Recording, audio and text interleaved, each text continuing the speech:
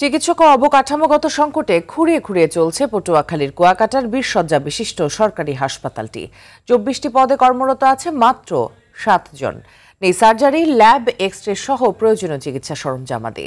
হাসপাতাল ভবনের চারপাশে পড়ে রয়েছে ময়লা আবর্জনা। পাবলিক টয়লেটগুলো ভাঙাচোরা ও নোংরা। হাসপাতালটির উন্নয়নে দ্রুত ব্যবস্থা নেওয়ার দাবি স্থানীয়দের। কুয়াকাটা প্রতিনিধি কাজী সাইদের পাঠানো তথ্যচিত্রে আরও জানাচ্ছেন সাকিব আল হাসান। চিকিৎসকের বদলে কর্মরত আছেন একজন ফার্মাসিস্ট। নার্স ও স্টাফ সহ 24টি পদে আছেন 7 জন। নেই প্রয়োজনীয় ঔষধ ও চিকিৎসা সরঞ্জামাদি।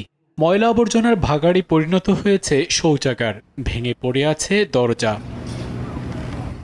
উপকূলীয় অঞ্চল কুয়াকাটার 1.5 লাখ মানুষের জন্য 20 শয্যা বিশিষ্ট সরকারি হাসপাতাল এটি। 2012 সালে 4টি ইউনিয়ন ও একটি পৌরসভার প্রায় 1.5 লাখ বাসিন্দা ও পর্যটকদের স্বাস্থ্যসেবা নিশ্চিত করতে 3 একর জমির উপর নির্মিত হয় এই হাসপাতাল। অপারেশন তো দূরের কথা, পাওয়া যাচ্ছে না সর্দি কাশিরও ঔষধ। স্বাস্থ্যসেবার চরম দুর্ভোগে স্থানীয়রা। উপায় না পেয়ে অনেকেই চিকিৎসা নিতে যাচ্ছেন 22 কিলোমিটার দূরের কলাপাড়া উপজেলায়। মেডিকেল তো আছে, থাকলেও কাজ হয় না, কোনো ডাক্তার নাই জায়গায়। অনেকে ডেঙ্গু হয়, কোনো চিকিৎসা নাই, তারপর কোনো ডাক্তার নাই। 20 শয্যার হাসপাতালের কোনো বেডই ব্যবহৃত হচ্ছে না। 6 জন চিকিৎসক থাকার কথা থাকলেও পাওয়া যায়নি কোনো চিকিৎসক।